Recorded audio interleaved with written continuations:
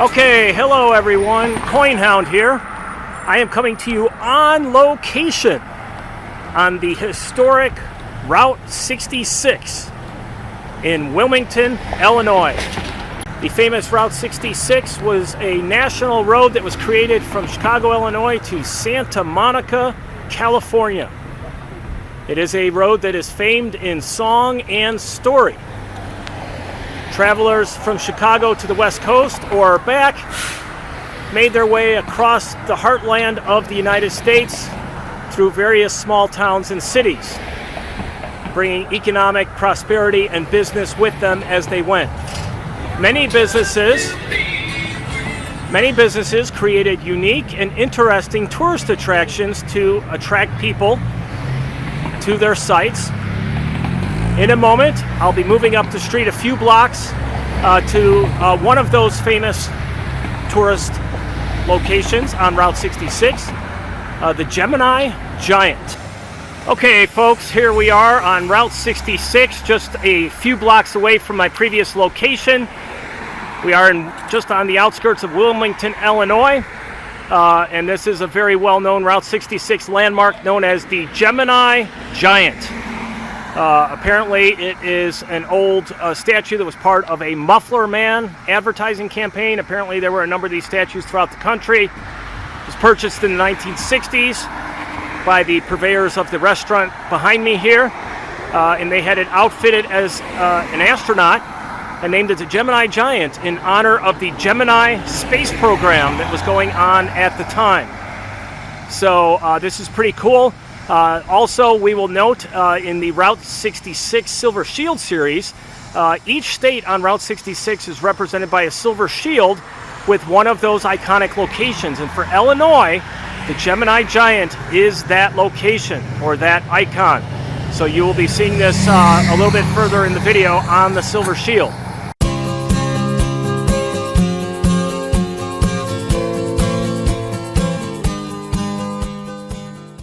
Okay, folks, we are back here in the CoinHound studio. I hope you enjoyed that short segment on location. It's the first on location piece I've done. For the rest of the video, I'd like to do a little bit of a historical overview of Route 66 and its significance, and then we will take a look at the Route 66 Silver Shield series. Now, for the historical overview, I found a really good summary on the Illinois Route 66 website. So I'm just going to make it simple, and I'm just going to read you a few excerpts from that. Route 66 is the most famous road in America. Generations of travelers have romanticized this highway as a symbol of unlimited mobility and freedom of the road. Its iconic status is enhanced by the unprecedented volume of music, books, films, and other art forms that depict it as the essence of America's highway culture. It was born in 1926 as part of the new numbered highway network and quickly grew to be the preferred road west for a nation on the move. The construction of this thin ribbon of road helped to transform the American West from an isolated frontier to an economically vital region of the country and made it accessible to anyone with a car. In its lifetime, this celebrated road witnessed a continuum of highway and transportation evolution from Ford Model Ts plodding through rutted dirt to the rise of the monolithic American interstate highway system. Route 66 was the most well-known road in a national network of public highways which succeeded in uniting a huge dispersed nation into a cohesive whole. During its heyday, Route 66 mirrored the mood of the nation. During the Great Depression, it became the road of flight for farm families escaping the Dust Bowl. In his classic novel, The Grapes of Wrath, John Steinbeck christened it the Mother Road, and it has carried that moniker ever since. Another was the post-World War II movement of ex-GIs and their families to join the booming California job market. In the post-war recovery years, optimism pervaded the national attitude. Times were good and people traveled. American families took 2-week vacations to drive 66 and see the wonders of the West and the new California scene. In the 1960s, the hippie counterculture lured thousands of the nation's disenchanted youth west on 66, hitchhiking or packed into microbuses. Part of the charm of Route 66 is its idiosyncratic personality. Like a giant carnival midway, this corridor of neon signs and gaudy roadside attractions was embraced by the traveling public as an exciting diversion from ordinary life. A trip on Route 66 promised an exhilarating pilgrimage where one might discover the unknown and experience the unusual.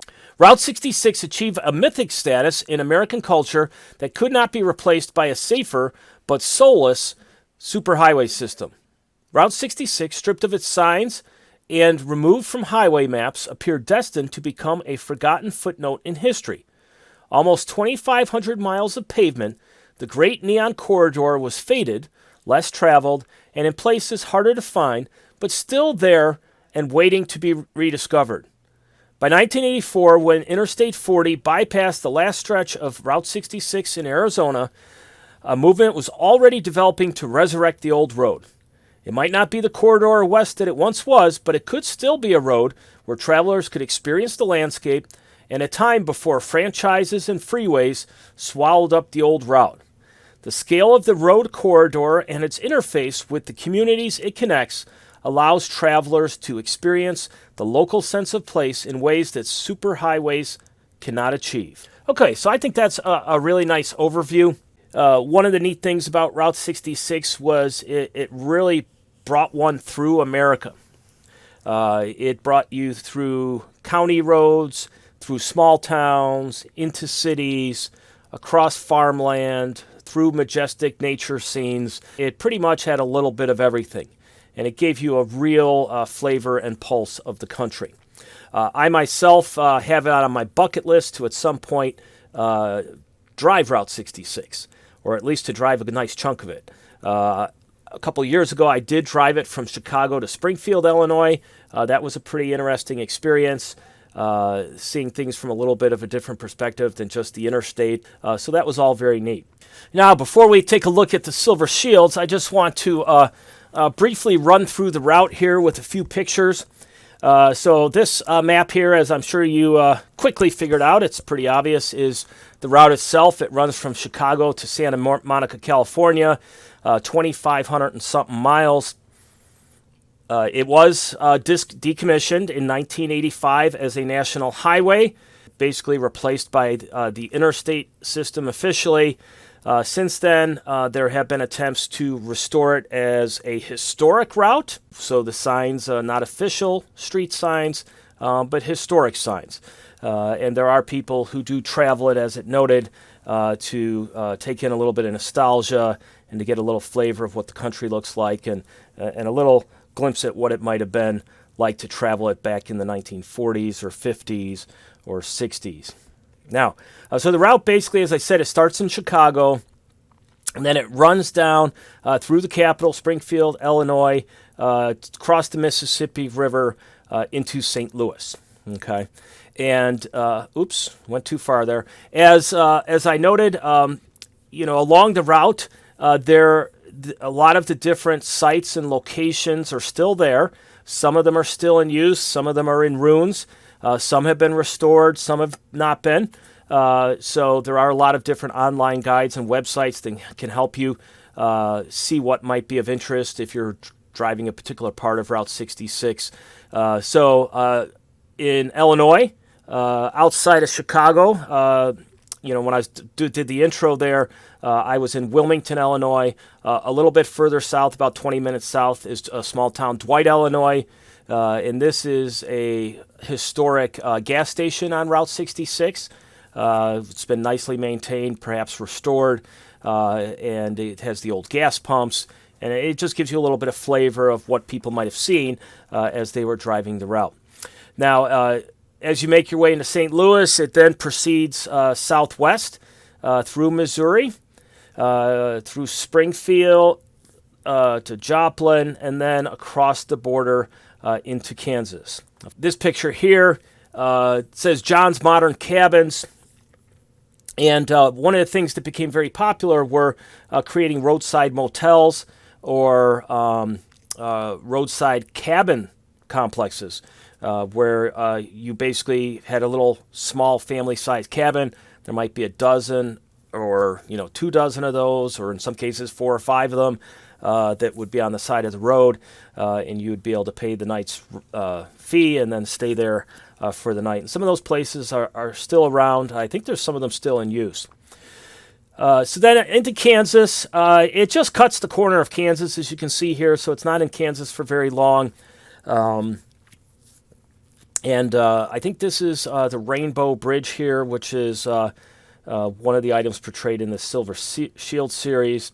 And then, just as another site along the way as you're briefly in Kansas, this here is the Eisler Brothers Old Riverton store. It says it was built in 1925. It's still operational, or at least it was as of last year. They claim or believe that they might very well be the longest continuous running business on the route. So that's a pretty neat distinction if that's the case. After Kansas, it makes its way into Oklahoma and continuing once again on the southwest route. This is the famous Blue Whale, which appears to be some sort of a little water park swimming place, which was built in the 1970s. So some of these things, like that store I just showed, date all the way back to the very beginnings of the route in the 1920s. And things, of course, were added along the way. The route occasionally was adjusted a little bit, so there might be certain places where for a couple decades it was Route 66, and then they shifted it a little bit. So this was built in the 1970s, which was kind of towards the end of the heyday of Route 66. Then it goes into Texas, just across the little top of Texas there, through Amarillo. You see pictured there the Cadillac Ranch, which is some sort of site where a bunch of Cadillacs are dug into the ground with their back ends sticking out. That site actually appears on the Silver Shield series, so we'll be seeing that in a moment. Also in Texas, this is an example of a very fine architectural treasure. It's called the U-Drop Inn, also known as Conoco Tower Station. This is a 1920s style of architecture, Art Deco, and it looks like it's been very beautifully maintained or refurbished. Then you have New Mexico. Now we're at a point where it's traveling more, to a certain extent, almost directly west, with a few bumps up and down here and there. It goes through Santa Fe, Albuquerque, Gallup, across the state. This sign here, which has been recently reinstalled and restored in New Mexico, is reference to the neon signs that were mentioned in the narrative I provided earlier. Anything businesses could do to attract people to stop along the way, whether it was some sort of gaudy attraction like the Gemini Giant that I showed you at the beginning, to neon signs, to swimming holes, whatever the case might be. Then through Arizona, through Flagstaff and others towards the end. You see Kingman there towards the end of it. I have a picture from Kingman. This is a large water tower with a big Route 66 logo on it. So many of the towns do play up their connection to Route 66 to attract tourism, to attract business and the like, sometimes with murals, sometimes on their water towers, sometimes with historic street signs. And then finally, into California and across California, skipping by Los Angeles there. It looks like there's a little side route off for those that wanted to go to Los Angeles. And then the end destination was Santa Monica. So I hope that gives you kind of a little bit of a visual, a little bit of understanding of things when it comes to Route 66. Here's a picture for California, the iconic Wigwam Motel in San Bernardino. I talked about kind of the cabin setups where they had small cabins for people. Apparently there were some wigwam villages as well where you could stay. So now we're going to turn our attention to the Silver Shields. We'll take a look at those. I'll walk you through the various shields that have been produced. And then that'll be it for today. Alrighty, so this here is the Route 66 Silver Shield collection. It took me a few months to get it pulled together and get it accumulated. Pretty much most of the shields had been already issued by the time I started stacking. As someone who lives somewhat near Route 66 and who has traveled at least portions of it in the past, I definitely was intrigued when I learned about the Route 66 Silver Shield collection. But basically what you see in front of you is 8 of the Silver Shields, one for each of the 8 states on the Route 66 route. License plate like box that's in front of you that says Route 66 on it, this is actually a storage container that is designed to hold these shields, and I will be putting them in this for the first time here on the video.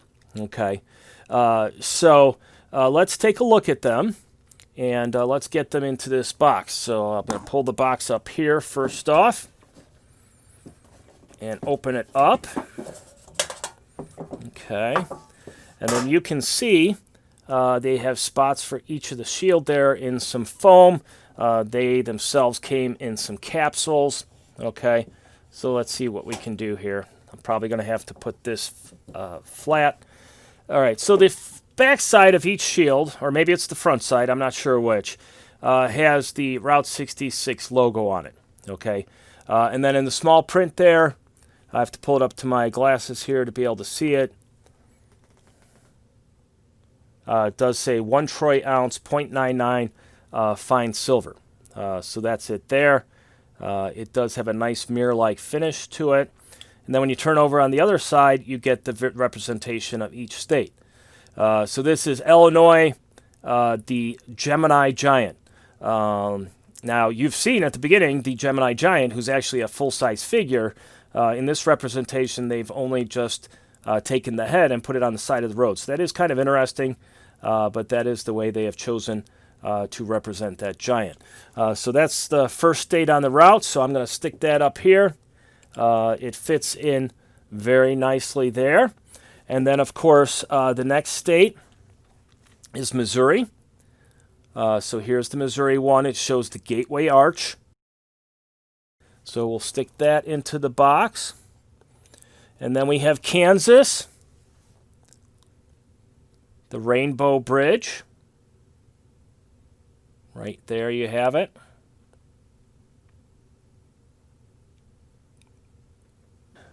And then Oklahoma's next. So Oklahoma's representation is a famous old round barn, which is a site along the way as you're traveling Route 66.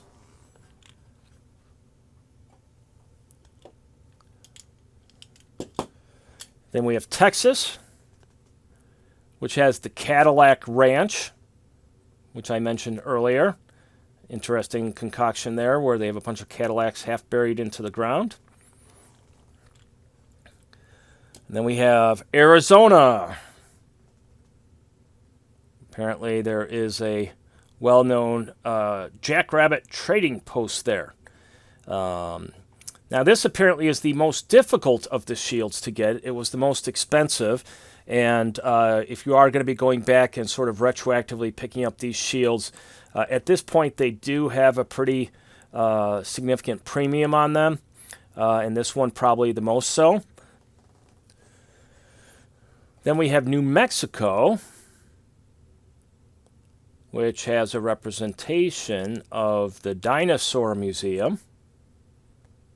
It's very neat. You have the road and the landscape in the foreground there and kind of the dinosaur in the background, so that's pretty neat. And then finally, you have California.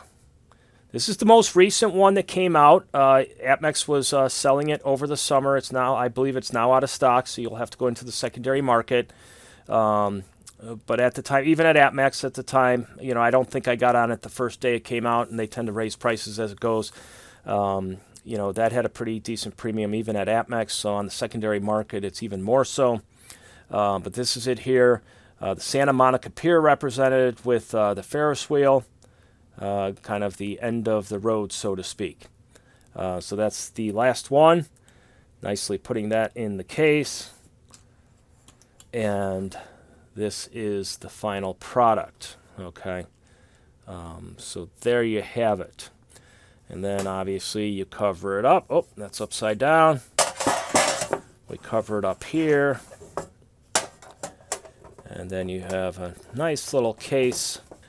So there you have it. I hope you enjoyed this video. If you have not done so, please like, please subscribe, and definitely share your comments. I'm always interested to hear what you folks have to say. All right, until next time, that's it. CoinHound signing off.